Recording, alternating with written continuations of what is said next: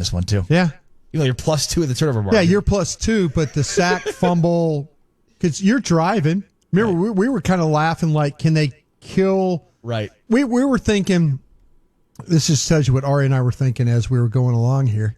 We're thinking like, okay, they're going to go to get the go-ahead touchdown, but they're going to leave 2 minutes on the clock or a minute something, and Philadelphia was going to drive and kick the game-winning field goal. That's kind of how I felt like things were going to play out for the Cowboys, that they weren't be able to cover Fulgham, and he was going to be able to make a play down the field, that kind of thing. So, yeah, but you did force a turnover, but they forced a killer turnover, and they scored off the killer turnover, which which was unfortunate for the Cowboys. You turned 4 turnovers by them into 9 points in the game. Yeah, there you go.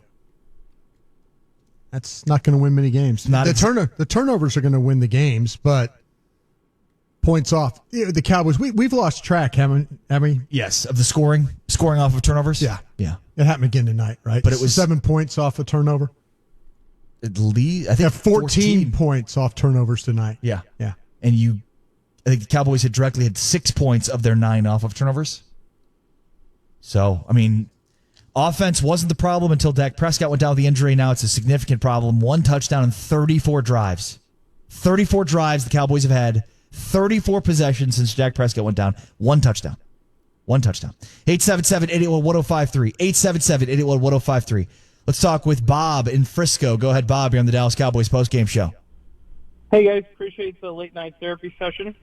I just got to say, I'm just over with this team. I don't think there's anyone undisputedly you can say that we can build around on the defense.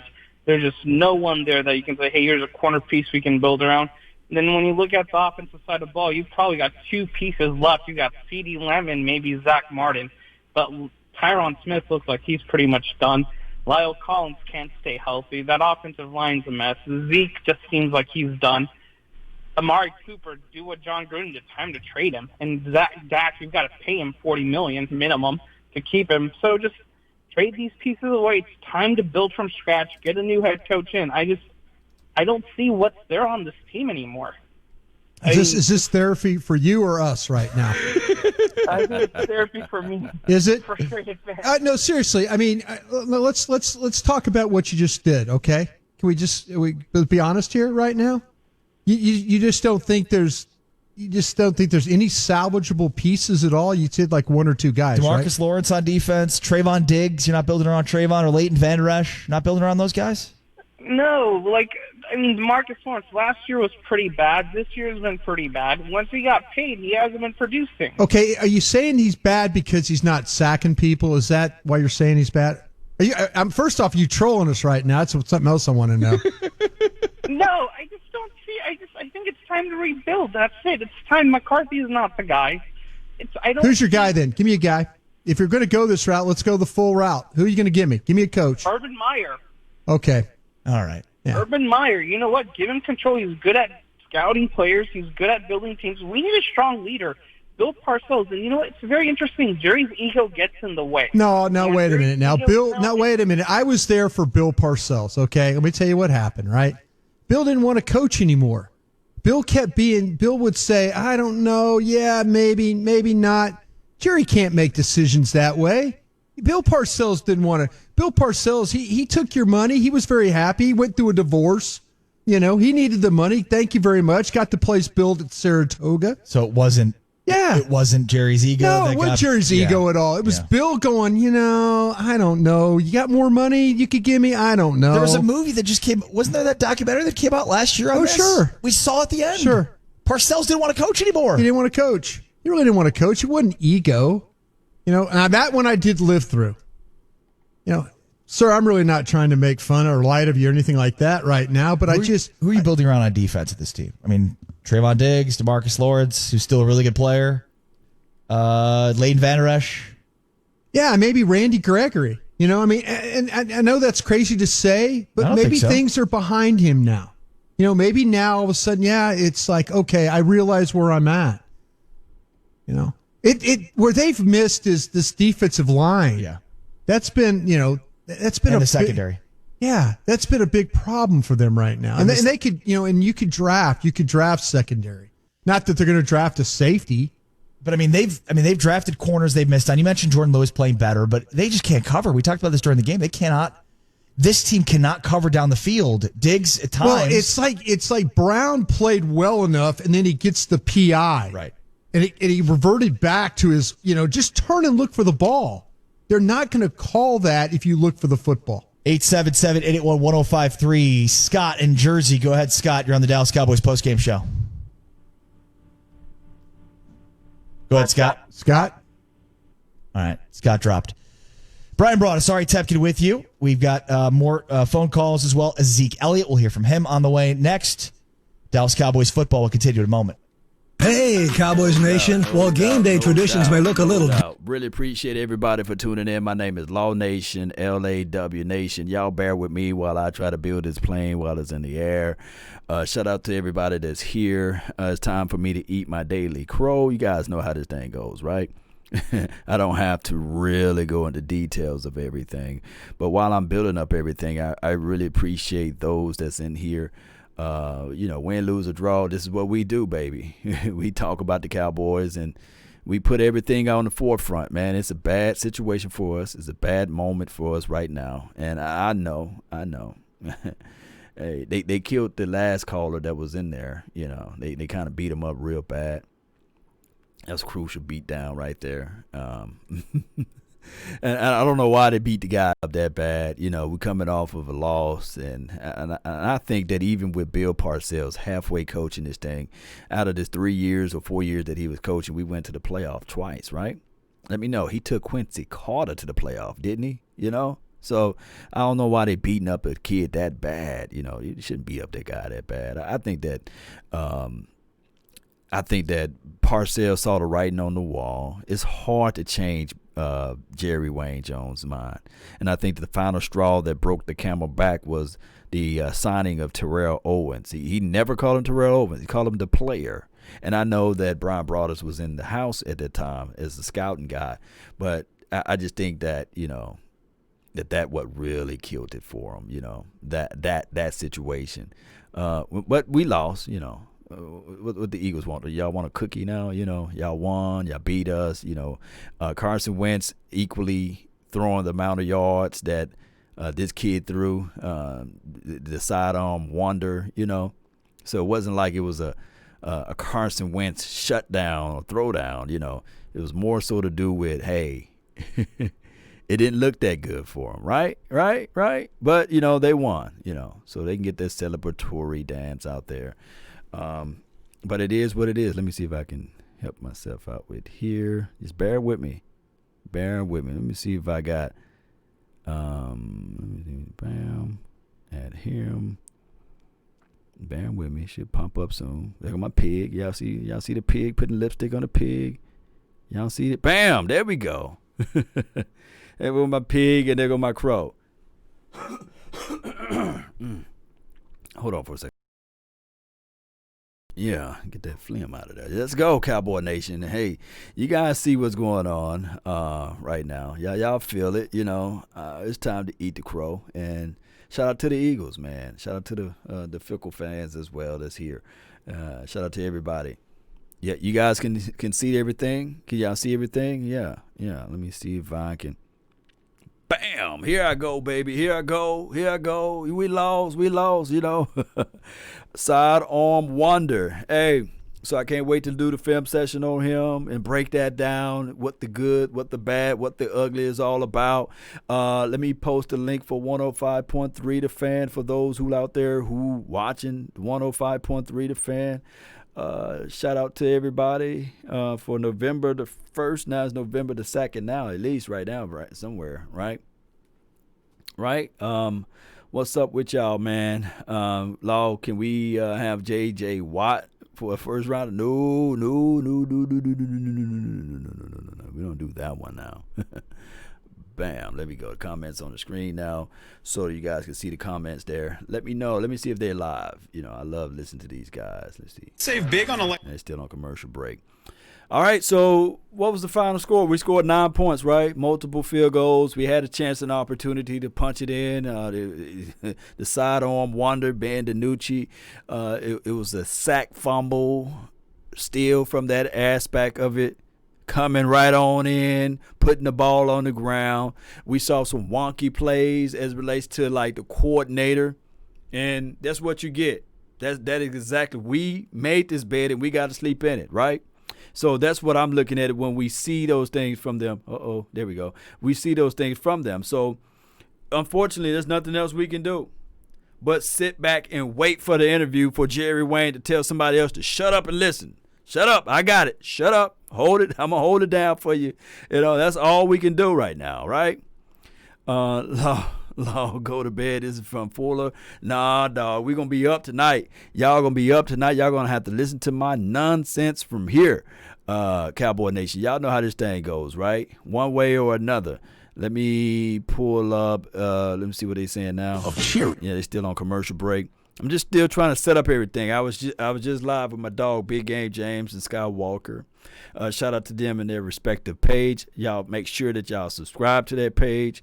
Follow that page, and let's get this thing going. Dog, it's not TJ Watt. It's not a safety or a first round. It's from my dog Montana 808. Yeah. It's crazy right now, baby. It's crazy. Dak should call Andrew Luck. I think that the coach still owns his rights. And if that guy already checked out because of the fact that he was getting bruised up and beat up, what makes us think that he will come to the Dallas land and looking at this offensive line and sitting there saying, okay, I can make this team win, even though it's the mighty Cowboys? I think that he would look at it like, no, wait, not even Tony Romo. Tony Romo can have all of the intentions in the world to come back to play, but Candace Romo is going to be like, nah, you got hurt when the offensive line was better. What you think that they would do to you now, There's nothing that he can do, especially when you got Terrence Steele out there. I do buy into the fact of what the Tampa Bay Buccaneers did. They knew that they needed pieces and things like that to be in place for Tom Brady, and all we did see this offseason is them going out making a little bit moves here, a little bit moves there, a little bit moves there. That's what they're doing. They're trying to say to themselves, we're trying to win at the optimum level. We're trying to win at all costs because we know that we got this short window of time. Now, the Cowboys on the flip side, we had the same amount of time. That's the craziest thing about life, right? Everybody is granted the same amount of time, but it's what you do with that time. And I go back to the ownerships. I have to say this, and I hate to put this out there, but the reality of it is that ownership and leadership starts from the head and it works its way down. Look, you can't walk around without your brain. You can't see without your eyes. It's crazy. We can look at ourselves in the mirror and say to ourselves the most important things about our bodies, our eyes, our nose, our mouth, our teeth, our ears, the head. You cut the head off, there's no coming back. And the head of this organization is Jerry Wayne Jones, right? The teeth of this organization is Jerry Wayne Jones. The mouth of this organization is Jerry Wayne Jones. You see, I'm preaching to you guys now. The ears of this organization is Jerry Wayne Jones. Everything is relates to the head is Jerry Jones. And that's what we're seeing, Cowboy Nation. When we look at this team, we know that the head is rotten. And it's rotten and it's messing up everything. The functionalities of the hands, the functionalities of the elbows, the knees, the spleen, for crying out loud. Now, hey, we can have as much as good as a heartbeat as we want to, but if we can't see where we're going, if we can't smell, or if we can't taste what we eat, it's just going to be the same thing. The repeat of the same thing happening over and over again. Me constantly eating this crow. But I know that we have good people that with great smooth tongues like the Deion Sanders that say, hey, when I turn on the tape, I see the players, right? That the same less effort that we got from 2019 is what we see in 2020. Newsflash. I can motivate all I want to for an ant, but he would never tip over an elephant. He won't. Regardless of how we look at it, yes, the players is a part of it, but it's up to the controlling part, the head part, to identify with what they can see on the field to make the necessary adjustments. And the head don't see that there's weakness with 25. The head don't see that there's weakness with Terrence Steele. You know, the head don't see that there have been multiple years with Tyron Smith. The head don't see and identify with the fact that we got a Jalen Smith with a half of a leg who couldn't cover a grandmother in a wheelchair right now. The head don't see that we got an Ezekiel Elliott looking like a Pillsbury doughboy out there with rings in the nose right there. Can't run and bust through the hole with acceleration and bust. You see? But the head looks at everything as it relates to remuneration dollars that's falling out of the sky, right? That's what the head sees. He sees and touch the monies. Let me do the money. I wish I could snap my fingers and it fall out of the sky so you guys can identify with it. The head sees just the money. The head knows the money. He sees the jerseys being sold. He's seeing the TV contracts that's being displayed and it's right at the feet of him. He'll say, so that's what the head sees. Let me see if we can get them back online. Yeah, let's go. Sean McVay, not Sean McVay, I mean Sean Payton. Sean Payton is going to go hard every time. He's going hard every time. Mike Vrabel's going hard every time. Okay.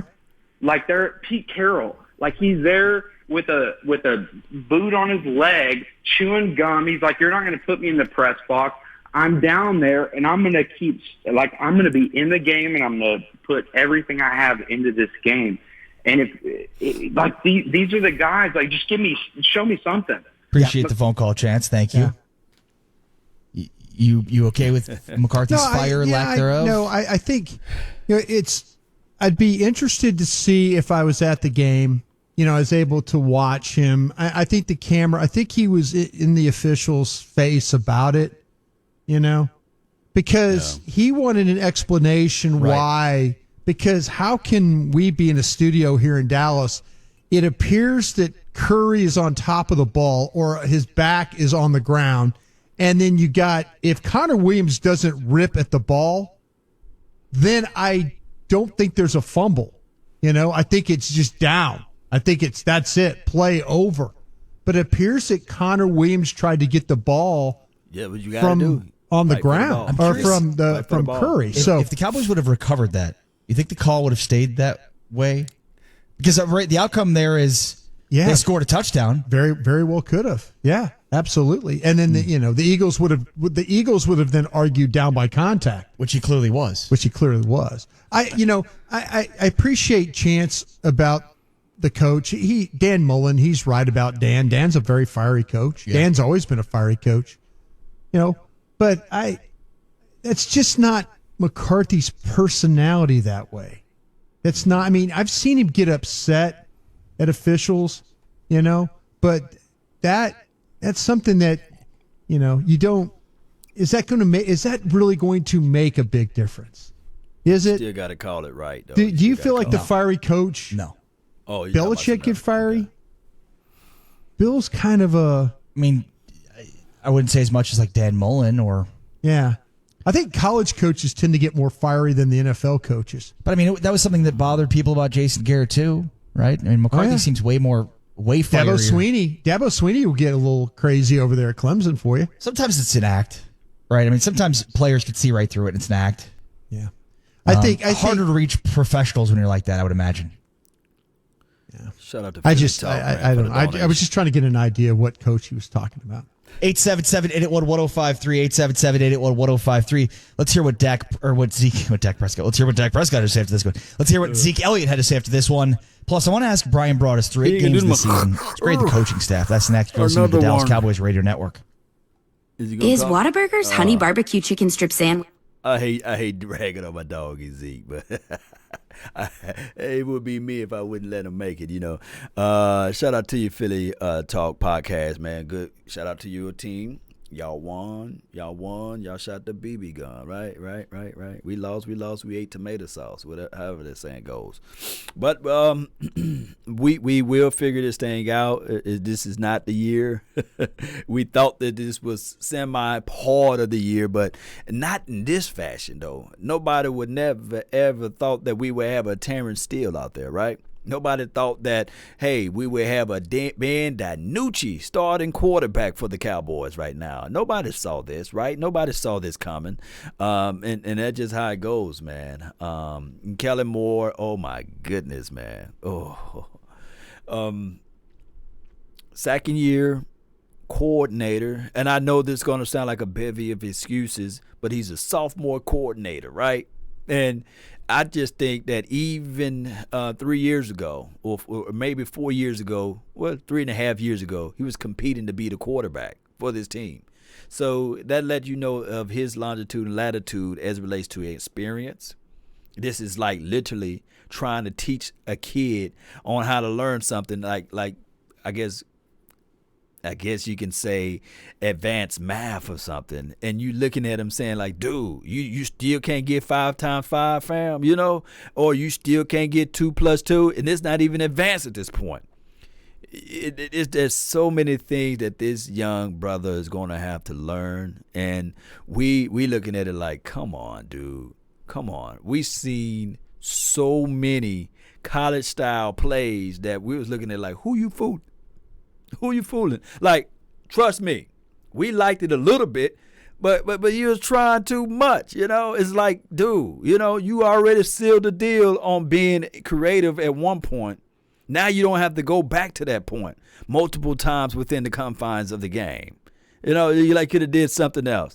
Let me read some more of your comments, Cowboy Nation. LT, what's good with you, man? I really appreciate you for tuning in. Ward DiNucci, yeah. I can see how the Joneses can flip it. They can say, well, towards the latter part of the game, we saw him able to move the ball a little bit, So we still, if we really about that work action, if we really about like that, hey, we trying to win this thing all the way out, we lost 6 games, what have you. I know it's a far-fetched thought track now. We'll make some type of movement, some type of trade outside of Gilbert Garrett or whatever his name, Garrett Gilbert. Let me know what's his first name. First name, last name, first name.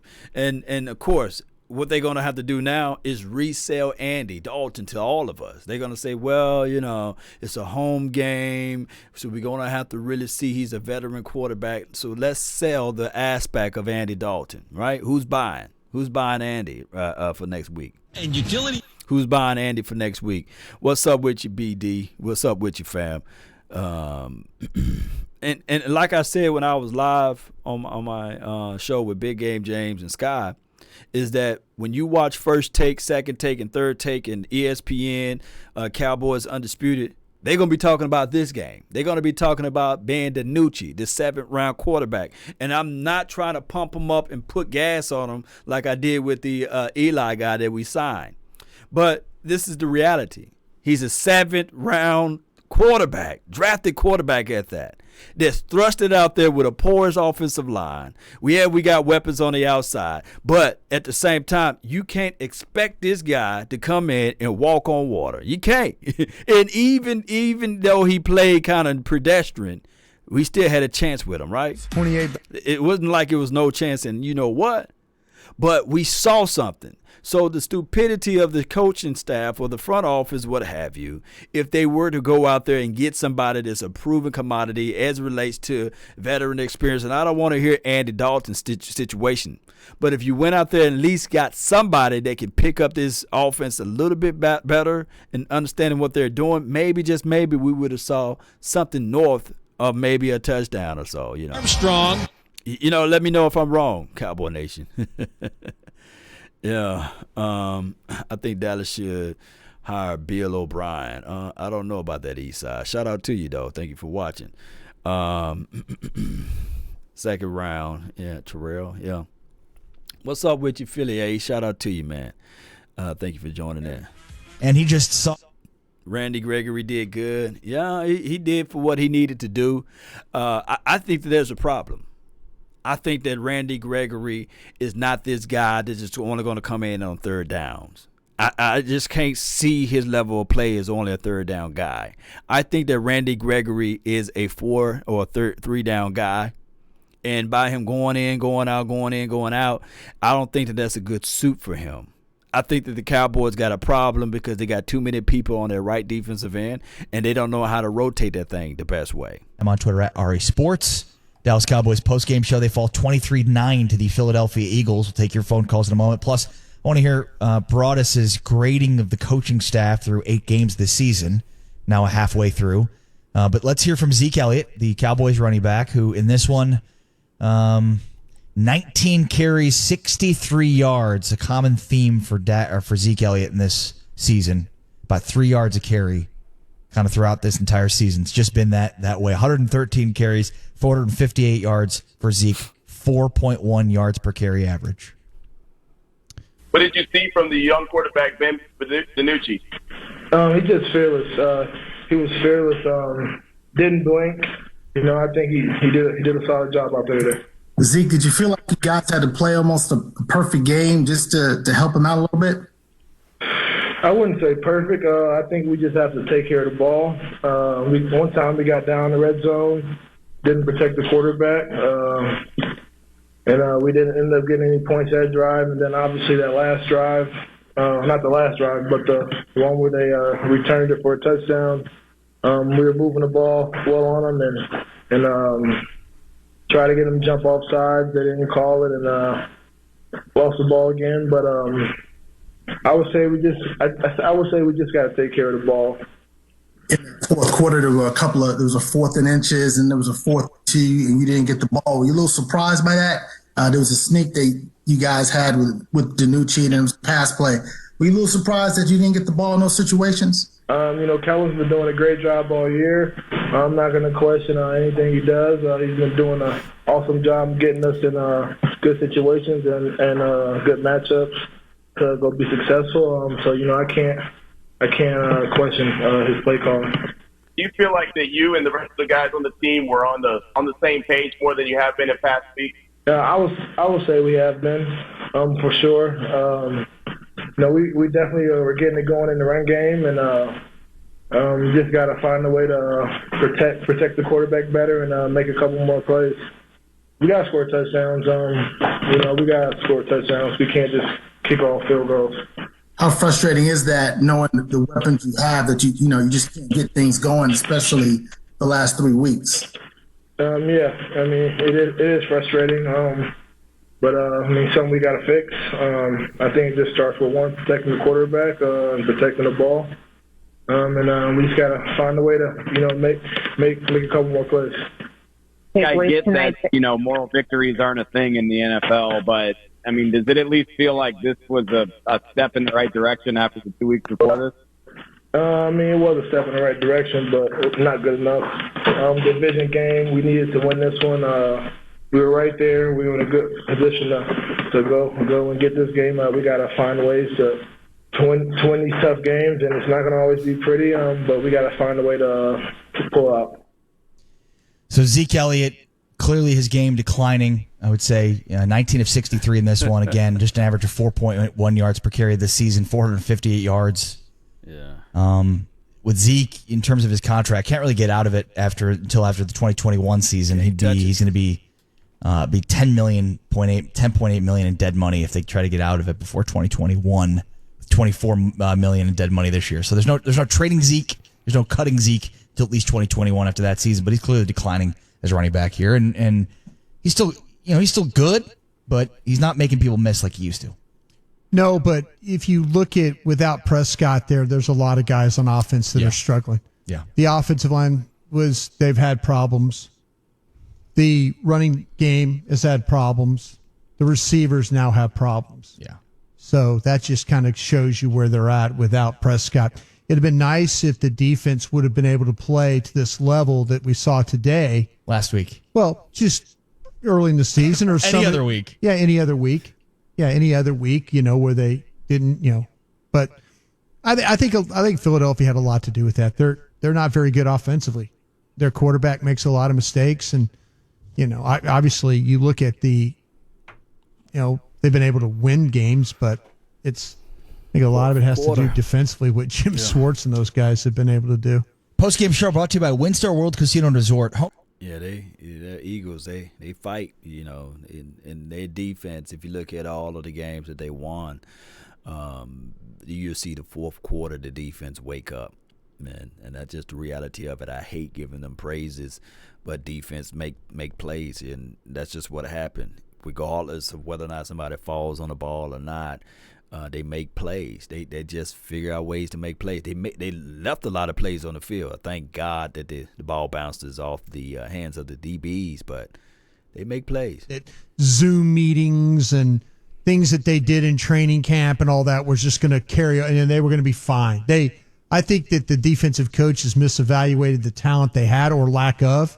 I think the players didn't really adapt to the coaches all that well. So, that it's the coach's responsibility to adapt to the players. Yes. And it was something they said throughout the entire process. We're not going to run any specific scheme. We're just going to game plan because of to play to the strengths of our players. It could be, heck, they could have lost every game this season. That very well would have been an F.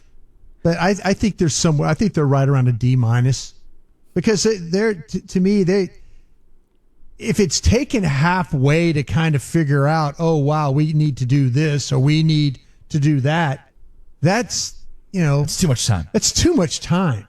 If you'd have figured out after the second week, okay, we have to play this style or we have to play this way in order to have success, but to continue like, oh, stay the course and do this and that, I think that's borderline failing right there. In the first half of this game, Michelle Tafoya came on with a report and basically said that DeMarcus Lawrence told her that they've hit reset on defense. You may recall her saying this. They have to execute this, that they're going to have to execute with this new style and not try to devolve back to what they've been previously. They like the idea of now we've hit restart and we're gonna start now with this defense that we're supposed to run and not kind of go back to it. And I'm listening to that thinking, what? Yeah. Well, in this game, at least when they sit down and all watch the tape together, that they'll be able to feel like, okay, we did better in this area, or we caused pressure here, or we created turnovers because of this. There'll be things that they'll be able to at least go back and coach from. Instead of like, okay, we got gashed here or we gave up a big play here. And you're trying to, if right. Leighton Vander Esch talked about it, he hates losing. We all hate losing. We do. But he talked about having better practices, and it always drove Mike Fisher nuts when Mike McCarthy would come on and say, oh, we had a good week of practice. Great practice. Yeah, I had a great practice. When in actuality, and I remember plenty of times last year when I was watching practice every single day, and I'm thinking, man, this is not a good practice. This is not so you understood why they made coaching change.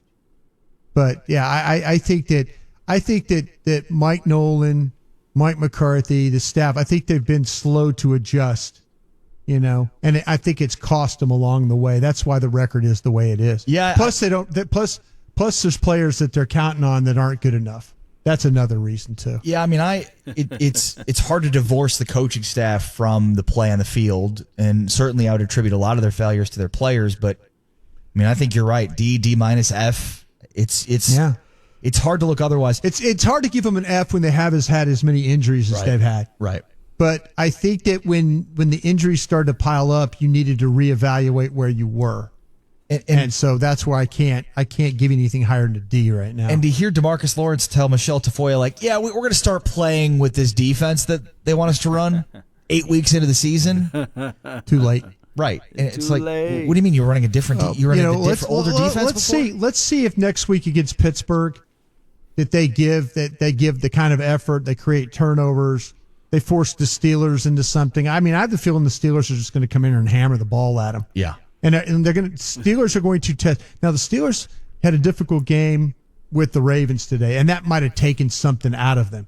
That's usually when you play the Steelers, the next week, whoever they usually take a lot out of you.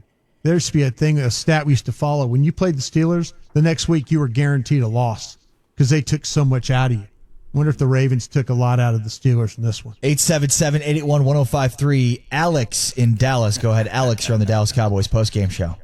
Yes, hello. This is to Brian. Yeah. Brothers. Yeah. A couple questions. Sure. Do you think Dak is the answer? Also, is Jalen Smith the worst NFL player? Well, I don't think he's the worst NFL player. I think there's limitations for him, you know. And again, to talk about the coaching that's involved, I think that, to me, you know, I personally would not have drafted Jalen Smith, but Dr. Cooper did the surgery, and, you know, I had to apologize to Jalen Smith because I thought he'd never play. I physically went up to him and I apologized. I said, listen, I was wrong. I was throwing dirt on you. You know, he played. You know, I didn't think he would play, but he did. Is he the worst player? No, he's not the worst player. No, there's plenty. But they need to ask. They're asking him to do some things that he can't. He's not capable of right now. Right. All right. The question about Dak is that you're in a situation where you've got to look at paying him $40-some-odd million. At a minimum, it's $37 million. At a minimum. It is. As a franchise tag. As a franchise tag. And the thing that scares me to death is 2 years ago, I said this before, you had a chance to get it done. You didn't get it done then. Get it done. This time around, I think his agent had a lot to do with what was going on for this one. That and the pending financial situation with the NFL. I mean, he wanted to cash in again when the salary cap skyrockets. Absolutely. The TV deal's up after next year. Absolutely. Yeah. There are improvements that Dak Prescott, I feel like, has made in his game every year. Yeah. And you start to see it today, or this season at least. You know, I call him the great deodorant because of all the stink that was going on around him. Right. You know, he was holding you in these games. No better indicator of that than the 34 drives they've had and one touchdown since he went down. Absolutely. Yeah, you know, record numbers, you know, people could say, oh, well, he's down. Why can't he get a lead and all that stuff like that? You know, there's things he can control. There's things he can't control. I think that I personally would like to see the Cowboys sign him. I just think they're going to have a difficult time doing it. You know, I would. Especially if they get high enough in the draft to take a quarterback. That's going to be their problem. That is going to be their problem because they're going to look at this and, you know, when they get to, if they get to the first day of the league year, say March 2nd or March 9th, whatever it is, right, and we're not immediately hearing about things getting done, then they need to tag him and move on from him. I personally like to see him sign him. I really would. But they're having a hard time doing that, whether that's the Cowboys and that's Jerry Jones. And it was reliably reported to me that there were times where Jerry Jones came in a Monday morning meeting and said, is this really our guy? I've said that a bunch on these airwaves because the guy who told me this, I absolutely trust. And then, of course, this gets even more complicated again if the Cowboys get that high in the draft, and you and I both agree, take a quarterback there. Don't trade back and get a bunch of picks. Yeah, don't trade back. And now if you can move, if you can't sign Dak and you are thinking about, okay, we got to get what we got to get now, try and get your one, get another player, get a first-round pick for him, draft your quarterback, draft a linebacker, draft a defensive end, draft a defensive tackle, draft a safety, draft a corner, draft a linebacker. I mean, anything you do on defense will help you there. Brian brought us time stamp that so that I can just, you know, I think it was around the 36 marker, just time stamp it for me because I've been telling people, and I love Dak Prescott, you know, and y'all know I love Dak Prescott. Y'all, you know, I got to say it again, I love Dak Prescott. That deal would have been done long time ago if Jerry Wayne Jones trusted Dak Prescott. Y'all heard it from Brian. He leaked it out. So I'm going to let y'all know. Let me see if they still live over here. Really bite it. They on commercial. That's probably why they had to squeeze the commercial. He probably sweating right now. That is the reality of it, Cowboy Nation. He said that he was told by somebody that he trusts that Jerry Jones would go into the meeting, look to his left, look to his right, look up and down and say, is he really the one? Is he really the guy? Is he really? Look, that right there is a powder keg because that is the reality of it. They could have had Dak Prescott for $22 million a year, $25, $26 million a year. But by Jerry saying, is he really the one? I got to know, is he really the one? I guarantee you he missed Dak now. But what makes you think if he holding his reservations then that all of a sudden this is going to be a new year and they're going to look at it and say, okay, we got a contract on the table for $40 million or for $37 million. And he already had reservations on him before that time frame. And all of this stuff, let me just say this again. Look, people be saying, "Law, man, nah, man, you know, Jerry Jones, he loved Dak Prescott. He came out and said this and said that." And it's kind of equivalent to like what I said. You don't buy a car, regardless of what it is, and you park it outside when you have a 3-car garage. You don't do that. You don't do it. So let me pull up this thing again. Because everything that you guys hear until Dak Prescott get that official contract is nothing more than lipstick on a pig. Now, the universe works in weird ways, right? Now, Dak Prescott is injured. And the best way you can show value or leave value is having something gone that you really think that you don't need, right? You know, so that's just all I have to say with that. You know, funny Dak was good enough to replace Romo, though. This is from Parker. Who knows? Who knows? Because at the same situation, and that's appreciate you, Parker, for the donation to help elevate this thing. But the reality is that there's a famous quote that says, "Do not spoil what you have by desiring the things that you don't have." Because at one point in time, the thing that you do have was something that you long for, wish for. And you guys can just rewind some of my old videos. And you might want to write that down and put that out there to the Mecca. That this is what's going on with this organization. They didn't trust and they didn't believe in Rain Dakota Prescott. Only difference. Do not spoil, I'm going to say it again, what you have by desiring the thing that you don't have. Because at one point in time, the thing that you do have is something that you long for, wish for, dream for. And right now, we're looking at this team, and I know somebody going to hit with the low-hanging fruit and say, well, hey, we was 1-3 with them, right? But dog it, we wasn't putting up 9 points a game. We wasn't kicking field goals left and right a game. We had chances and opportunity to say to ourselves, even if this defense was just average, oh, lo and behold, if the defense were able to get turnovers and takeaways like they did tonight, that's a W, baby, with Dak Prescott. But this Jerry Wayne Jones, he put the little lipstick on the pig. I can't make this stuff up. Well, Jerry, don't run away now. Come back home. There you go. And we are the laughing stock of the NFL. We are. I can't lie to kick it to you guys. They still on commercial break. They said, bro, why did you say this on national TV or on live radio? Don't you know Law Nation is listening right now? This is going to be all over everywhere. They going to tweet about this, you know. Kellen Moore should be fired, but, you know, this is the thing. Kellen Moore knows something. It's his second year, and they give him tons of praises. Kellen Moore is here to stay, Jason. Yeah. Casey, damn, I bet that pig got good. You could bake it. Yeah, it's probably delicioso, you know.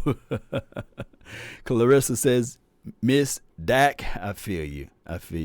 Eagle fans should be worried about Wentz. Yeah, because Ben DiNucci had better stats than Wentz. If he just get into the end zone and score a touchdown, boy, it'd have been crazy, right? Guiding you. Yeah, it's crazy, Cowboy Nation. David says Wentz is garbage.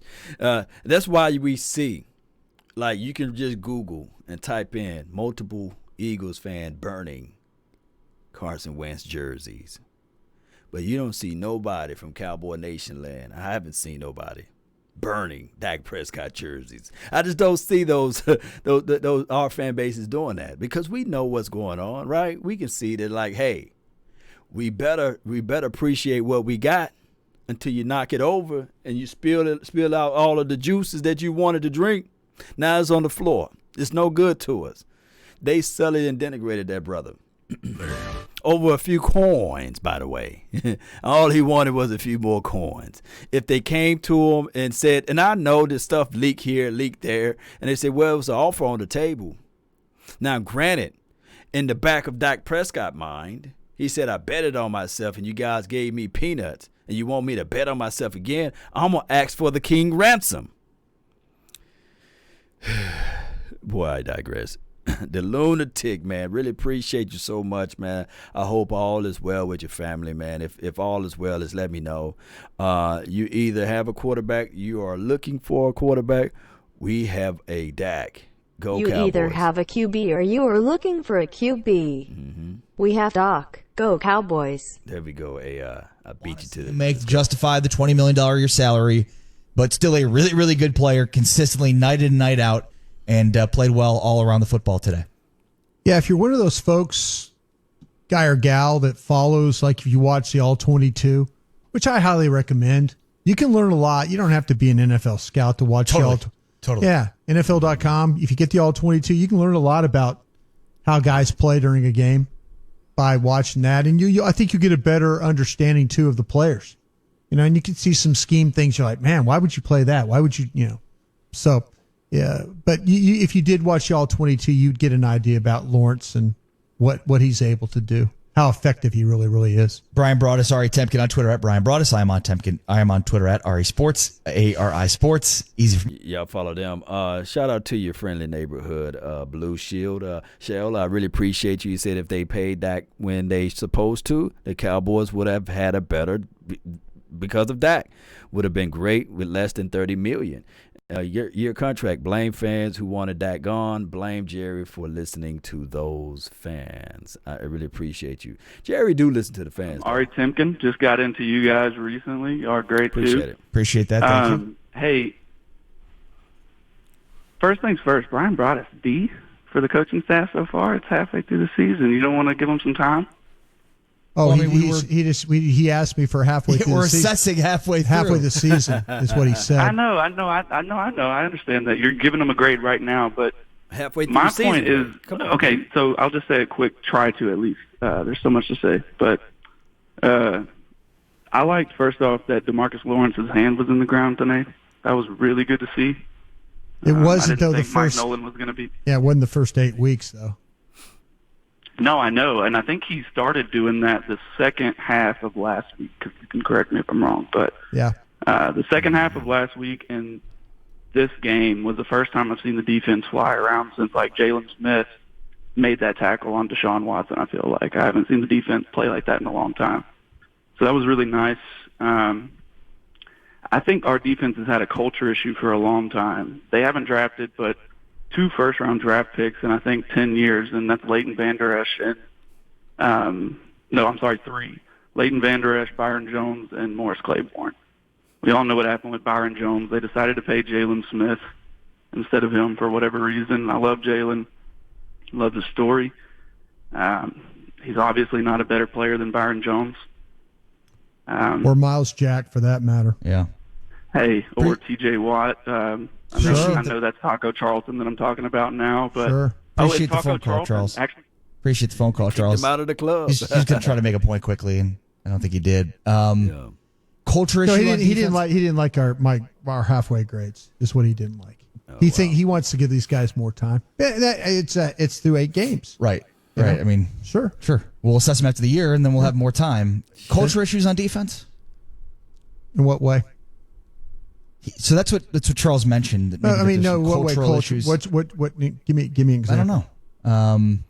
Trying to think of I'm always these whole things with these cultures. These Culture Dr. issues. Phil, the Right. Dr. Phil deep dive things.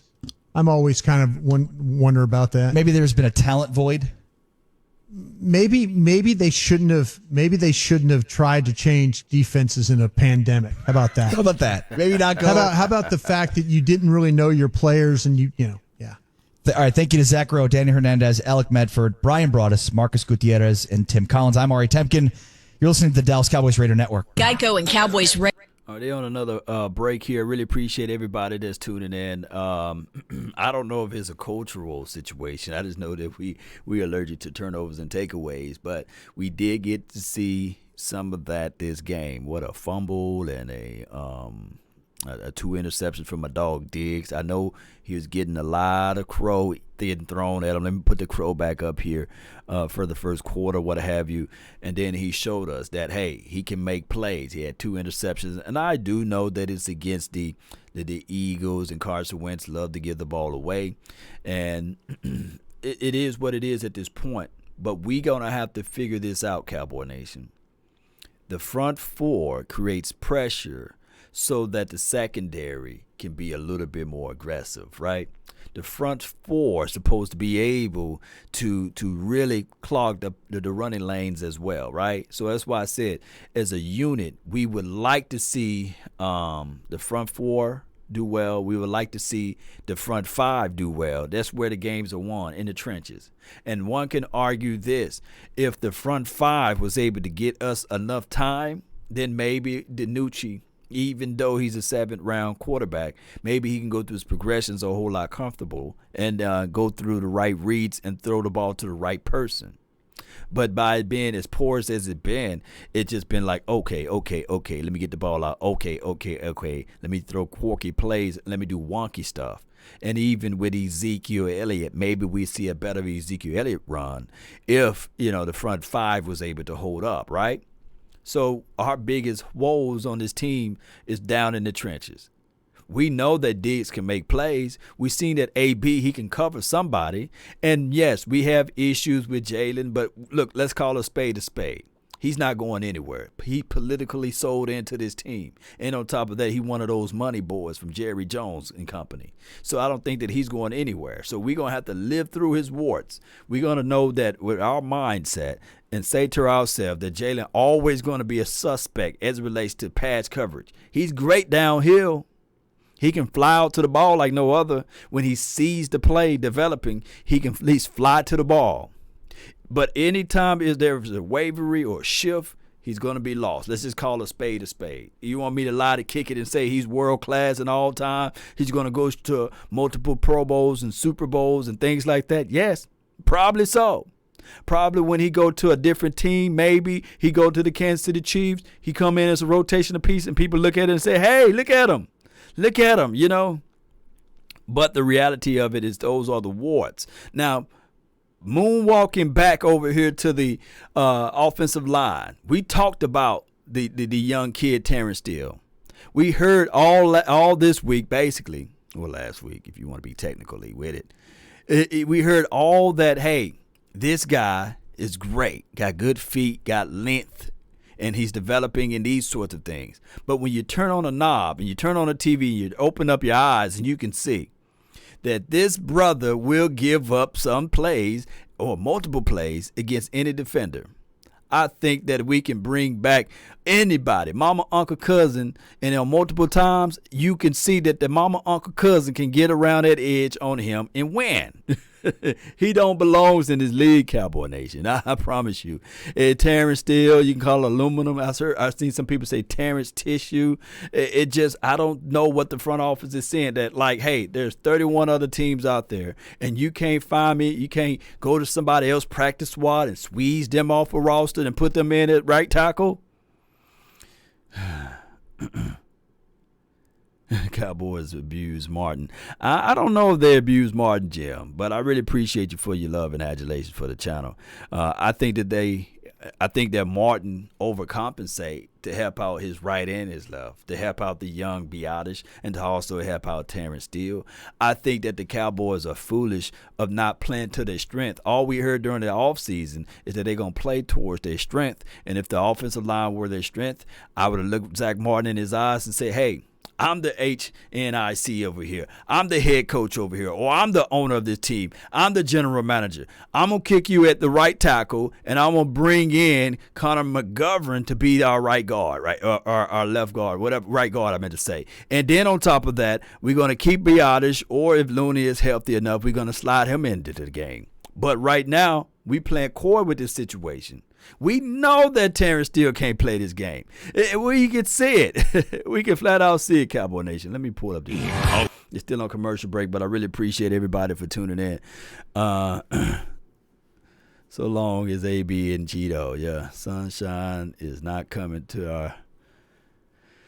out to next year. They talking about Sunshine I think is that Trevor Law. Yeah. Look, that sweepstake, we got to be 0 and whatever, I don't think that the Jets are going to win another game, right? We're going to trade up against the Jets. How you feel about Mike McCarthy if he take over the play calling? I think that we won't see those reverses and those crazy plays that happen on our side of the field. We don't see that crazy, stupidity of plays there. But it is what it is. Shout out to you, SoCal. Eagles defense was top notch. Cox abused Martin. Like I said, Jim, I don't think so. I think that Cox, he did a decent job out there. But I think that the majority of the issues came from the way we continue to have Terrence Steele out there, and as well as the way this offense operated with a 7th rounder, But it is what it is. Let me see if I think my comment's fast on one side and slow on the other. Let me see if I can read it on this side. I got like multiple screens up right now. I wish I could take you guys in the back view of this thing. Can you please be a Pats fan? This is from Montana 808. Yeah, you talking about old boy? Yeah. Yeah. Let's see what they back. Come on. There we go. Yeah. That's one of those things, Cowboy Nation. Remember we had Travis Frederick, Zach Martin, and Collins. Yeah, that's one of those glory days right there. Right now our offensive line, it's terrible right now. It's one of those things where it's bad when we look at it, and it's bad when we see it. In addition to that, we also have... Oh, they gone. They off. Okay. They got Amy Lawrence on right now. So they went off. I really appreciate everybody for watching and tuning in to the nation. What we're going to do is at this moment, we'll do some rapid phone calls for a couple minutes here, and then we'll close up since, this was a late show, and it's 1 o'clock. I know it's late for most people out there. And I'll post the phone number down. Just give me a few seconds. Let me operate and open that up.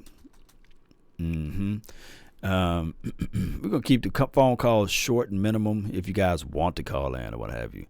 If you guys want to give you your love and adulations and all that stuff. Let me see. I got somebody who... Draft Trevor. I didn't know that was such a thing as far as your name.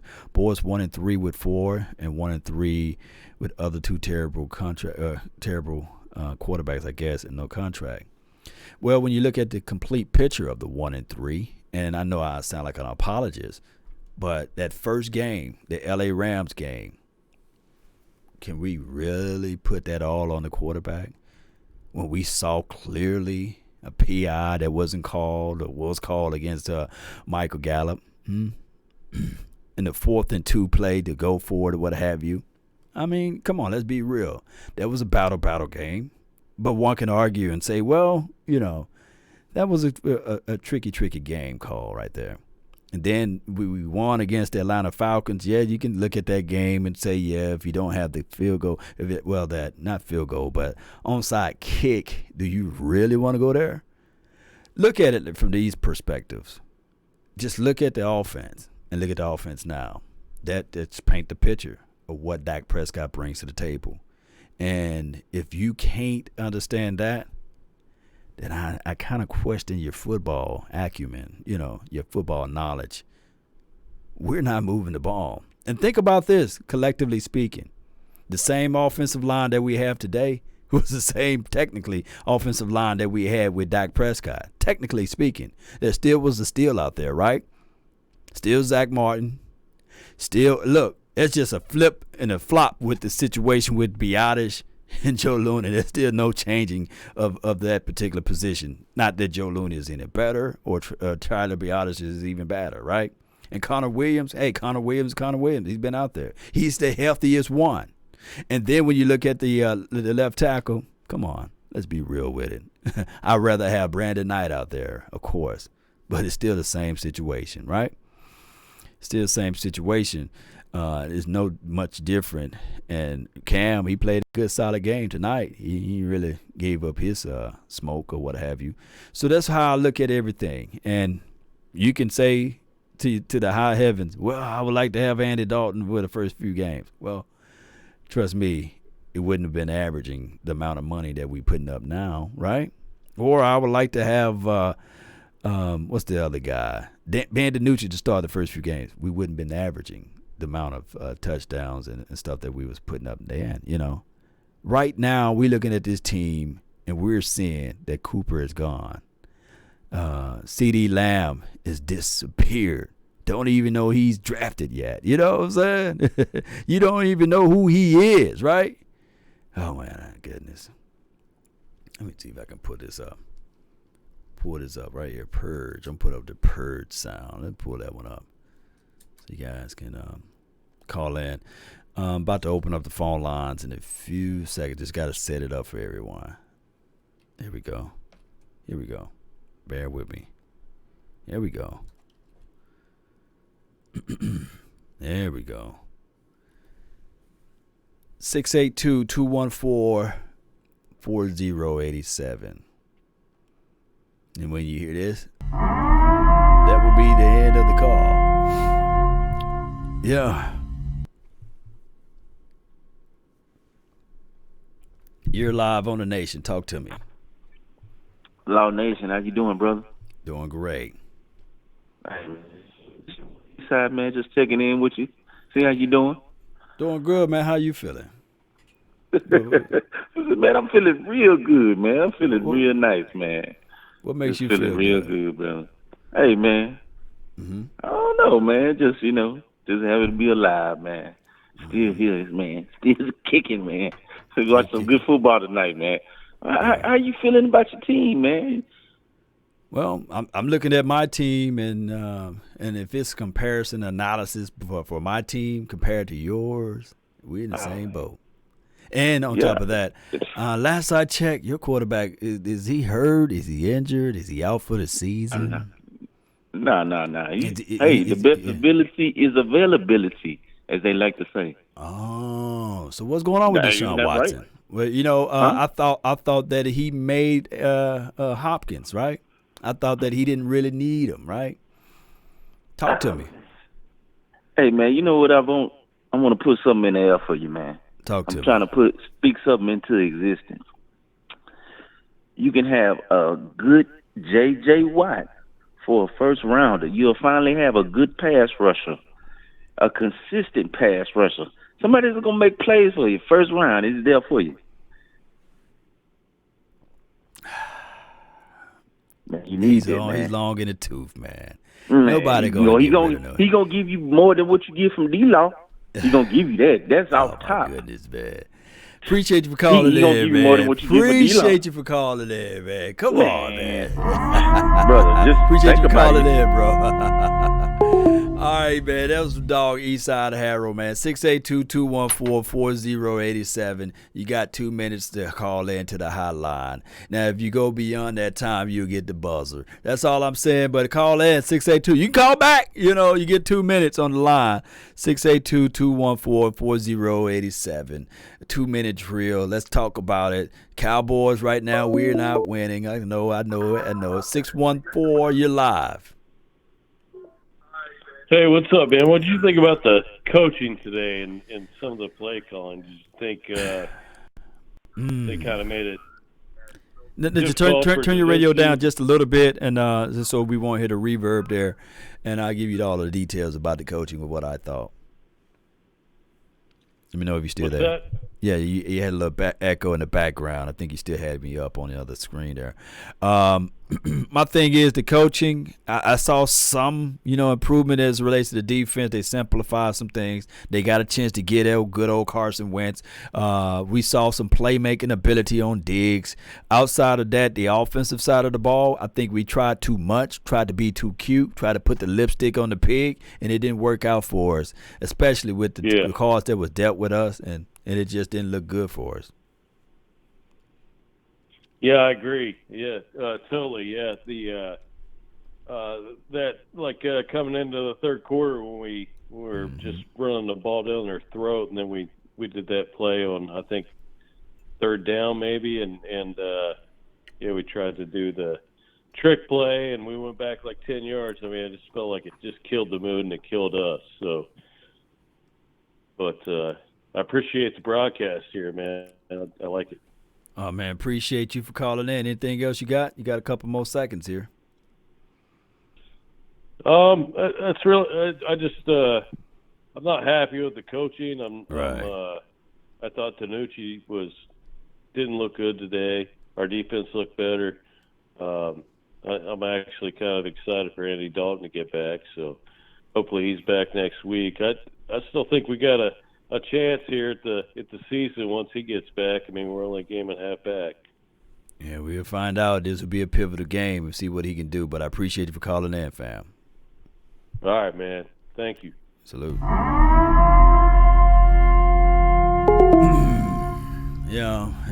Well, they're going to roll out Andy Dalton. That's what the Joneses are saying. 682-214-4087. And we will see. We'll flat out see what we can do. The last backup quarterback to win a game for us outside of Dak Prescott when he got the start or what have you was Matt Castle, by the way. Matt Castle. Let that sink into your mental. Last Cowboy quarterback. Let me see. 206, you in the mix. Talk to me. What's up, Law? Nothing to it, man. What you got for the show? How you been doing? This is Marv, MJ, LA. Doing good, man. Can't complain. Yeah, I watched that crap today. It was crazy, man. Hey, we would never thought that in halftime the score would be 9-7 though. Right at halftime, right? And this team would have 3 turnovers or 4 turnovers. We would get forced 4 turnovers or what have you. We would never thought that, right? I know. I say, man, we have a chance. But Benucci, Lelucci, Hoochie. You got to throw in Coochie in there. He's all of them. That was pitiful. Yeah. But it's just like Jerry, I don't know what he's killing us, man. I've been a Cowboy fan since I was 2 years old. This is pitiful. Yeah. This guy done lost his mind, man. He's making money off us. Woo! This is pitiful. But they were. I'm gonna see what this Dalton guy do next week. If he don't do good, I just might as well wait. But I'm gonna tell you something. What I was gonna tell you, if they go 2-14, they drafting one of them quarterbacks. I'm telling you right now, because he can't afford $40 million, $45 million, because he can't build his defense. I'd rather go with a new quarterback, man. Just tear it up. I think that's the angle that they're gonna do too. When you look at everything, if let's say we end up 2-14 or what have you, and you got a quarterback right there for the picking there, I think that they go with a quarterback or they move up for the first overall draft pick, make all type of media stories about it. And the last time the Cowboys drafted a quarterback in the first round, believe it or not, was Troy Aikman. Yeah, we're gonna have to do it, man. Because I was telling my friends, I was trying to get to y'all, but y'all line be so big, you and your crew. You got to remember, the guy scored 9 points, and we lost by 9 points last year in the playoff with Dak. And I'll make a point to one of my friends. I said, well, Jerry Jones don't want to pay Dak. That Rams game, you got to remember, he had 2 minutes and 25 minutes with 3 timeouts, and we could not drive down the field. That pissed old Jerry off. Jerry was pissed. Yeah, but he can't be mad at nobody but himself. He got to look in the mirror and say, okay, that defense gave up historic numbers as it relates to running. You know, he had nobody to stop a nosebleed, and that wasn't a Super Bowl caliber defense if you can't stop the run. You got to be able to stop the run, and that's been the issue in all of the situations when we get into the playoff. Defense been number one problems, and of course, yeah, we can throw in slow starts as well. But the game that we won right before that game in Seattle, when Seattle came to our house, we was able to run the ball, stop the run, and also we was able to score. And Dak Prescott put everything on the line, you know, to make that all possible. He should have never went with a 3-4 defense anyway. Yeah. They ain't set up for a 3-4. They should have went to 4-3 and hit them gaps. That's why they kept getting moved over. I'm like, appreciate you for calling in, though, fam. I really thank you, man, so much. Okay. Yeah, man. We'll stay in contact. Yes, indeed. Salute. Hit me up. Salute. All right. Yeah. So, I mean, we can go back and forth with, you know, the offense, the defense, but primarily everything condenses when you get into the playoff game. The defense got to arise. They got to show up. They got to show out. And they got to be able to create turnovers and get the ball back to the offense. Yeah, we can talk about the fact that Dak Prescott didn't show up his best, I guess, in those playoff games. But you can't look at that Green Bay game and say, well, they lost that first game because of Dak, because that they really was able to put the money on the board. 202, you're live. Turn your radio down. Turn your radio down as well. Okay, 1 second. Yeah, it's all good. Yeah, so I just want to say something that's kind of a little bit off topic, but I heard something in the show earlier where you had mentioned about the playoff game in Green Bay about Lucky Whitehead. Right. And I wanted to say, man, I agree with you, man, because although it may seem simple that our offense was a little stagnated early in that game, and had we had tried something like that, we probably wouldn't have been as stagnated as we were. So I just wanted to say, you know, the other co-host was kind of a little. He was very. He didn't really agree. Didn't see that point at all. But I was right there with you, man, and I understood exactly what you were saying. So I just wanted to call in and say that, man. Nah, you wasn't crazy by a long shot. No. Because here's what he's not saying. From the viewpoint that he's looking at it only from the statistical side of it. He's looking at the stats side of it. But they did a lot. But you got to watch the game when Lucky Whitehead was on the field. They would do a lot of those misdirection reverse sweeps. But guess who kept the ball? Zeke Elliott. Or they would give the ball to someone else. So that play, you would never see that on the stat sheet. But you would see, you know, when you pull up the 2016 stats, you say, oh man, Lucky Whitehead, he was trash. You know, he was horrible. But if you watch the individual games that Lucky Whitehead was in, it was that one or two plays to get sparks going. And it was majority of the time, either the play was in the first series of the drive. That's why we were so great in scoring on our first drives or what have you. Or it was been a spark play when we needed it in the third or the fourth quarter. And games come down to like one or two plays, and I think that by them removing that aspect from them, that they couldn't get some continuity going with that offense there, and that's why we looked so slow, because that was the first game that they didn't have Lucky Whitehead, you know. But I do know that a lot of people look at it like, oh man, it's Lucky Whitehead, Law, you crazy, you know. Right? Yeah, but I'm glad you're on the same page with me. One of Ezekiel Elliott's big screen plays, a lot of them came off of that fake to Lucky Whitehead where we played Pittsburgh, and we faked this end around to Lucky Whitehead through the screen pass to Ezekiel Elliott. He went for 83 yards, and he did it a couple of times against San Francisco as well. Yep, and they try to do a little bit of it. I seen it when they try to put Switzer out there, I think the following year, and it just wasn't the same, you know. It didn't have that pop. Right. So I wanted to be like, Sky, I'm going to do a film on it, but I don't want to go all the way back. That's just going all the way back to try to prove a point. So I just say, well, yeah, you know, you're right. You know, you don't win them all. You know, that's why we family, man. We don't win them all, but, you know, sometimes you got, right. You know, he said, hey, I'm watching the game. I was like, okay. You saw me. I was like, okay. you won. You know, I said, you won, you know. but people know, let me know if I'm lying in the chat box.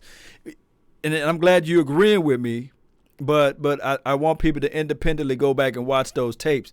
A lot of times when the Lucky Whitehead do those reversal or end arounds, he didn't get the ball. It went to the Zeke Elliott. Exactly. Mm-hmm. Yeah. Mm-hmm. Okay. Good night, man. I appreciate you, man. Salute, bro. No problem. Y'all get what I'm saying, though, right? Y'all feel what I'm saying, right? It was a staple piece of the offense, but that's not the main reason why we lost collectively. It was just one of the wrinkles that was thrown out there. 815, you're live. Right? 815, call back. Oh, my goodness, man. Yeah, Whitehead did suck, though, like you said, Jim, but he was an intricate part. 205, you're live. From the 205. What's up, Lo? What's going on with you, man? Talk to me. It's Uncle Charles, bro. What's happening? Uncle Charles, talk to me. What you Let got? me tell you something, Lo. Mm-hmm. First of all, I want to know how that baby doing. Oh, that baby doing great. She 20 pounds now, and she controlling the house over here. Well, that's good. That's good. Yeah. We gotta be there for our babies because they're the future, bro. They're the future. But I know you got a lot of callers. Let me just say this to the Cowboy Nation. I'm not going to do anything to tarnish this brand. I'm not going to get down on this team because they're what they are. But this organization as a whole, from top to bottom, is flawed. Jerry Jones is like the road runner. That Coyote chased that road runner around for 20 years. And then he finally caught up to that road runner. And when he found out, he said, man, this thing I've been chasing is bigger than what I thought. And what happened? The road runner whooped his ass. You mean to tell me that I've been chasing this chicken around for 20 years for me to get my ass whooped? Yeah. You mean to tell me that? So let me just say this. Let me tell you this. Truth is the truth. I keep telling people, Jerry Jones sells you dreams. He don't sell you reality. Ho, ho, ho, it's a Merry Christmas. And Santa pull up there with all his presents, and then you open them, it's empty boxes. Empty dreams. You know, I learned one thing, Cowboy Nation. This person was on TV on the news. This guy got 19 DUIs. And you know what I learned from that? That I'm going to sit around and wait till he get his 20th DUI. So when do it stop? When does it stop? Do you stop drinking on the 19th DUI or the 20th DUI? Yeah. Which what you gonna do? I wish the best to the Cowboys. Thank you, Law, for doing great work. I love you, brother. You my brother for life.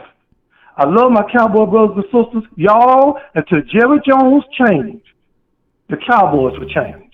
And that's my call, baby. Yes, indeed, man. I really appreciate you so much for calling in, Uncle Charles. Guess what? Yes, sir. That Coyote, he had all of the tools, you know. He had all of the resources. He could have just sold them and buy his food, right? He had Acme. He had the gun, the grenade, the rocket launcher. He had everything you can imagine. Why not just take that thing and go out there and get something that you can go eat? You know what I'm saying? And sell those parts and go eat something. But he wanted that road runner. He couldn't catch him. Exactly. You know, it's like you said, when he finally caught him, the road runner whooped his ass, right? Exactly. And boy, you're a genius over there, Uncle Charles. You're a genius, man. Now I'm thinking about it. I'm sitting there like, man, Jerry Jones got all of the tools, got all of the money, got all of the resources, rocket launcher. He can go out there and buy time capsules machines and stuff like that. But he still can't catch that road runner. I think that road runner probably be Jimmy Johnson or somebody, right? Or the Lombardi Trophy. Who knows, right? But you know what, Mark? I'm gonna tell you this, and I know. In closing. Mm-hmm. Jeff Jones said he learned everything from Al Davis. God rest Al Davis' soul, but he never won another Super Bowl. Why? Because he would not change, just like Jerry Jones wouldn't change. So I say this to the road runner because I am the Coyote. I would rather take a whole box of X-Lax than to take that ass whoop. And that's my call. Appreciate you, Uncle Charles. Yes, sir. Yes, indeed. Yes, sir. That's a good call for Uncle Charles, man. Always with the wonderful analogies, man. Oh, man, he just killing the game with it, man. This guy got all of the analogies for your heart, soul, and everything. Yeah, he's chasing the road runner. Maybe Jerry Jones is the embodiment of the entire Cowboys organization. 559, you in. Speak your mind.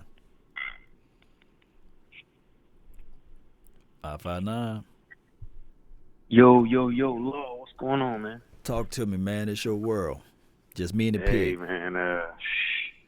You know what? I'm gonna be honest, man. I'm a Eagles fan, but you know what? I'm gonna be honest with you right now, man. Y'all should have won that game. Y'all was the better team, even with Ben DiNucci, man. Y'all keep running Zeke, and that game goes 16-7. You never know what happens right there, man. I'm just being completely honest, man. Like, you know, this is just a bad division, man. Very bad division. I wrote in the comment section earlier, I really wouldn't be shocked if the Giants win this division, man. At 1-6,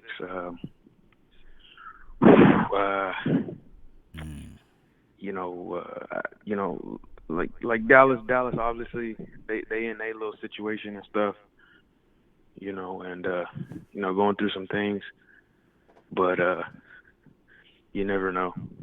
Yeah. You know, what is your thoughts on the game, man? What is your takeaways from on the Dallas side of things? Well, they continue to shoot themselves in the foot, and I see that there's fundamental problems from their head all the way down as it relates to player personnel. And I know, you know, we can look on it on the film and say, well, if DiNucci plays better, but you can't expect that from a 7th-round quarterback, right?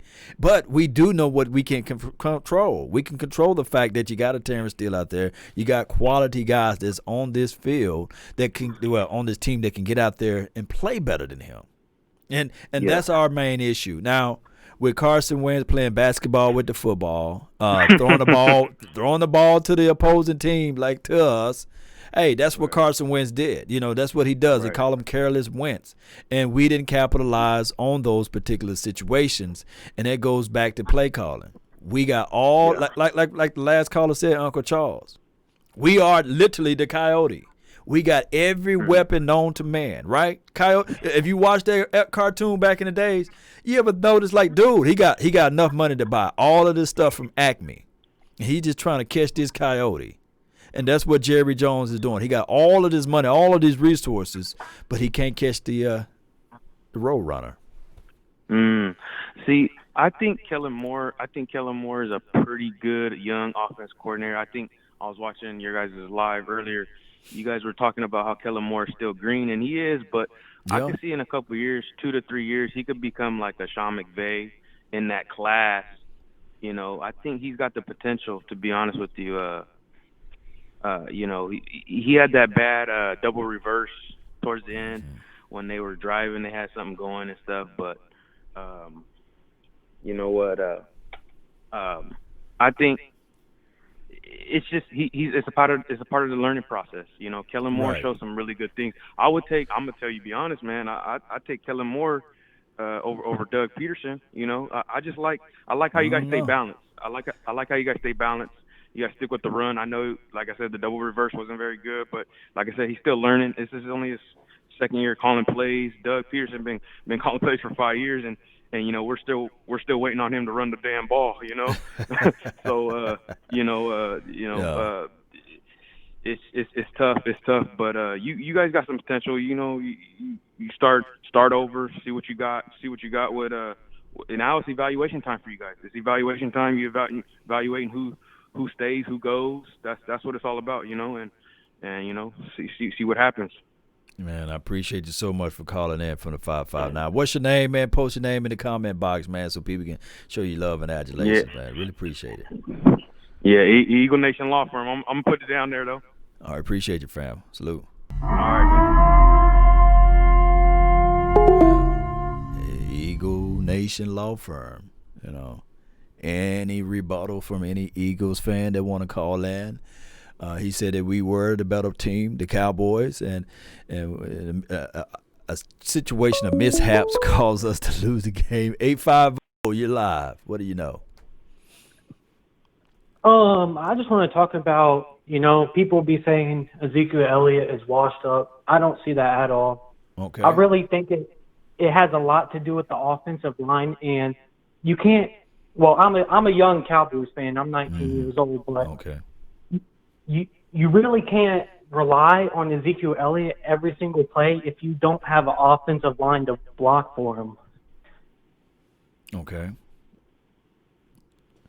So when you hear, like, 'cause I literally said I was pissed off at Ezekiel Elliott today, but when I look at the collective picture of everything, you can say, yeah, Ezekiel Elliott, he don't have the offensive line, he don't have his quarterback, and on top of that, he did recently have COVID this year, and we never know like the science behind people who used to have COVID and how that affect them long term or what have you. So we have all of these bevies of like examples of excuses, right?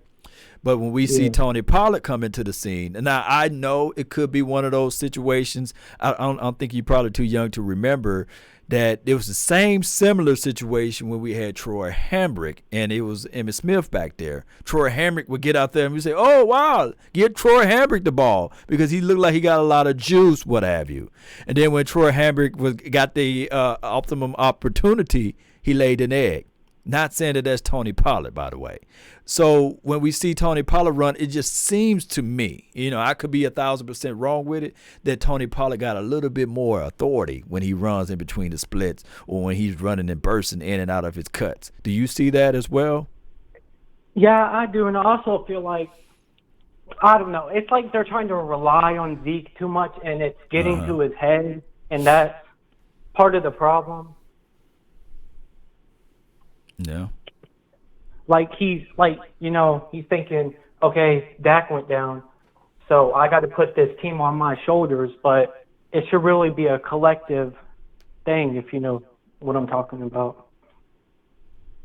Yeah, it should be a collective situation. Now, here's where Ezekiel Elliott still trumps most of the running backs that's in the National Football League now. He's a hell of a blocker. I think that he's a guy that can really block pretty well, and he's a guy, when we see him tack on some of those big boys hit, that he's still able to get some positive yards out of it. It's just that right now it could be a situation whereas nobody is calling over there in Saints land saying, hey, let Murray run the ball more, right? They know that Alvin Kamara is the running back, but sometimes they flip, they know how to utilize both running backs a little bit better. So it could be also that we're seeing a fall of Ezekiel Elliott or a shell of himself from Ezekiel Elliott because of Kellen Moore. If I can just either put that out there. Do you think that Kellen Moore, is he knowledgeable enough to call better running plays for Ezekiel Elliott to put him in better situations and scenarios? Yeah, I know. I mean, there was a couple of holes that he missed because he's always trying to cut back and level out the defender because he's a tough running back. But we were just trying to do too much tonight. That's the only problem I saw. All the trick plays and stuff. We got to keep it simple, not go to, backyard football. Yeah. Man, it's a good call from you, 850, man. What else you have for the show, man? What's your name, man, so people can give you a shout-out, man? Because a lot of people was giving you representations over here. They saying a 19-year-old is spitting facts over here. There were a lot of people saying over there right now. Oh, my name is Vincent Smith. Vincent Smith. Man, appreciate you so much. Thank you for calling in, bro. Hey, no problem. All right, it's 134. Last caller, man. I'm going to get one more caller in, and I'm going to hit the door, man. 134, and I'm going to hit the door. You know what I'm saying? One more caller to call in. Any rebuttals, any Eagles fans that want to call in, anybody that want to be a part of the show, 682-214-4087. Let's end this thing the right way. Let's go, Cowboy Nation. Same as Zeke. This is Reaper. I imagine Henry with the Cowboys defense. Yeah. Or Henry. Okay, I see what you're saying. Henry overrated too. They lost today, right? They lost today, right? Cowboys got the money. They check out laughing all the way. All right, we got the caller here. Talk to me. You're live on the Nation. Hey, what's going on, bro? Nothing to it. Talk to me. Hey, bro. I've been a big fan of Ben DiNucci since he was in college. Mm-hmm. I was sad to see him go 7th round, But you know who else went 7th round, right? Who's that? Who's that? One of the greatest quarterbacks of all time. My other favorite QB, Mr. Tom Brady. Oh, he went into 6 though, right? Well, who's counting though, right? 6 or 7. It's still kind of close to each other, right? So break it down. What you got for Big Ben DiNucci now? Hey, I appreciate everything he's doing. I feel like he's just got to be able to warm up to the team. Can't just throw a rookie in there expecting him to do cool, go off. But I feel like with time he'll be able to get there. I think you guys should. I think we should stick with him. Stick with DiNucci, Nooch or nothing. Yeah, I mean that is the 2 rough tests ever in life, right? You'll be forced into a game with 3 plays against the Washington front 4, and I know it's going to sound like excuses, right? And then to be thrust into a windy, rainy, sleepy type of game again, and in prime time at that against the Eagles team. So yeah, it was a crazy situation for him, and some people never get these type of opportunities. But I guess you saw him when he played at Pitts, you saw him when he played at JMU, right? Yes, sir. Yeah, so I don't know if he get that opportunity to play this weekend against the Steelers. I think that the team is going to have to do a lot of PR cleanup, and they probably still roll out Andy because that's the PR move. Too, Yeah. But man, I really appreciate you for calling in, fam. Yeah, no problem. Thanks for letting me in. Anytime, brother. Salute. That's a good final call, Cowboy Nation. I know that we want to give up. I know that we are down. I know that we are out. I know it's late. I know that a lot of people will look at this thing and say, man, Law, you got the crow on the screen. You got the pig on the screen, man. Boy, you just mad at the world right now, right? But it is what it is right now, Cowboy Nation. Let me get out the way, pig. And let me get this crow. Get out the way. All right. From the womb to the tomb, Cowboy Nation, we still going to support this team. We still going to, ride or die with this team. It's just that we are in a grim spot right now, and all we can do is just shake our head. Right? So next week we play against the Steelers, and we'll see what they're going to do. I can't wait to hear the press conference now with Jerry and see what he has to say. I can't wait to hear what Stephen Jones have to say, right? Yeah, it is what it is. Shout out to everybody, man. Don't forget to put down where you from. Put down how long you've been following the team and everything. And, hey, this is right now organically tanking for the quarterback out there.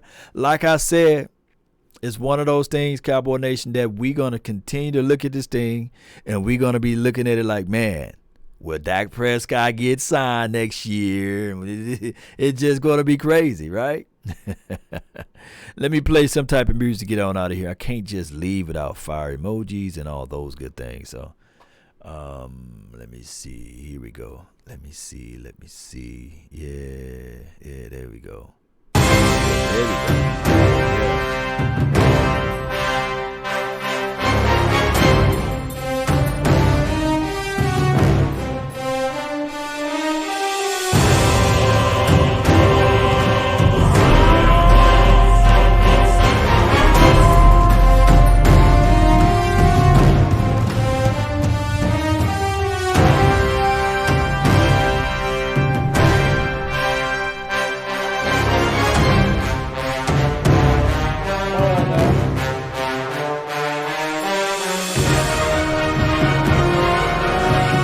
Now, I know everybody ain't gone.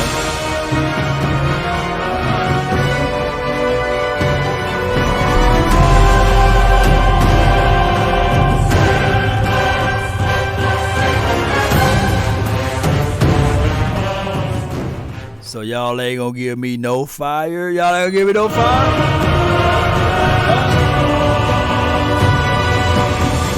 This how y'all feel? Huh? So y'all mad, right?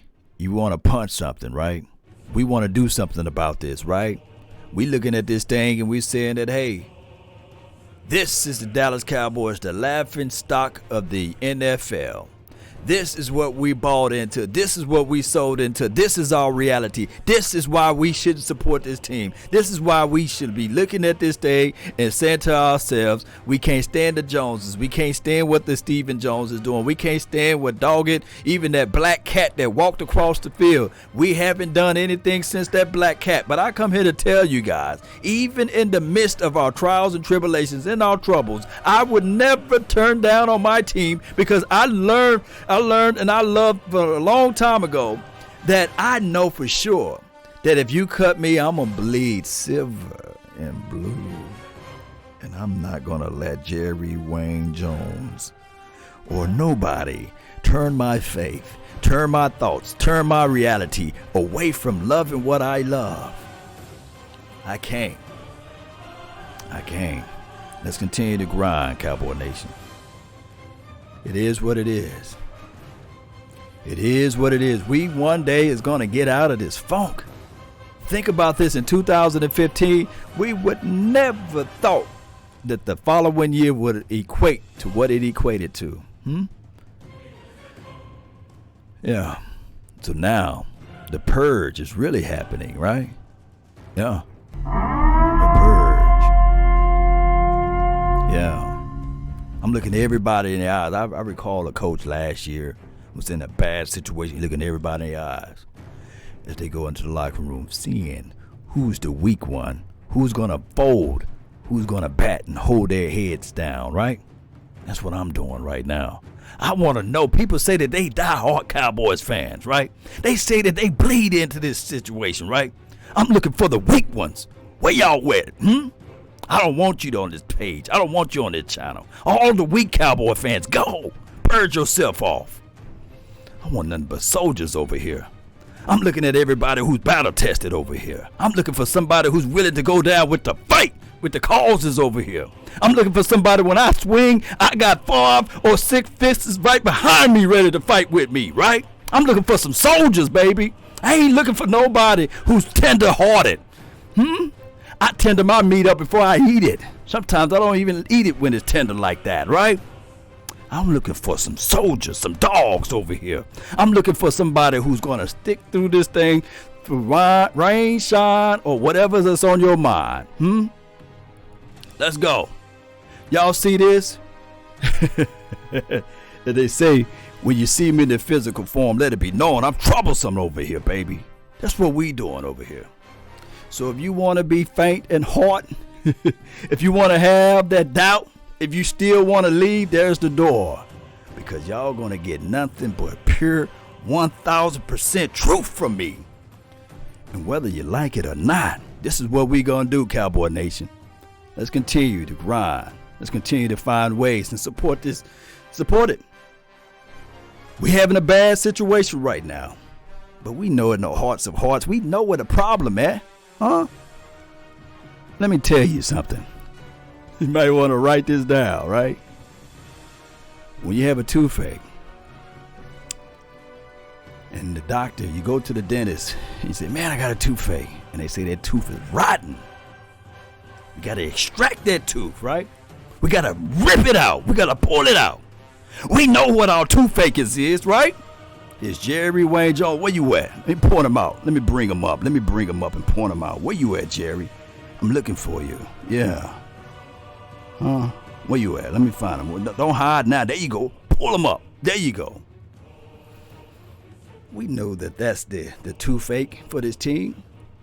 We know that we can't even bite down good on a piece of corn right now. Or an apple. That's the toothache. Need to extract the tooth. But that tooth ain't going nowhere no time soon. Unfortunately. We got more than one. Jerry and Steven got some rotten teeth around here. Got to extract it, baby.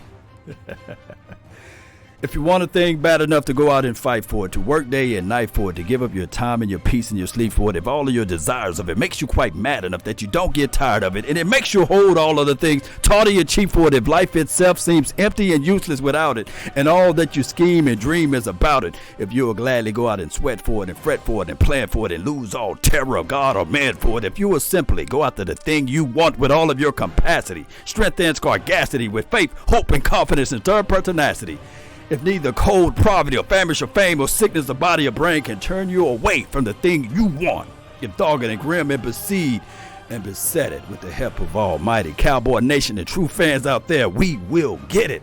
That's been my time. I really thank you all for yours. And remember, you're listening to nothing but the best. Turn me up. Turn me up.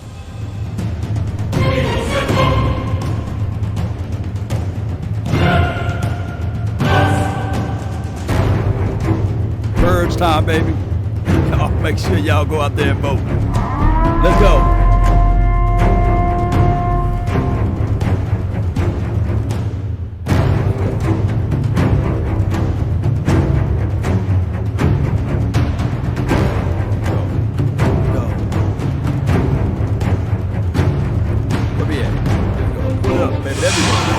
We out, baby. We out. Soldiers, y'all line up, march up. Let's go.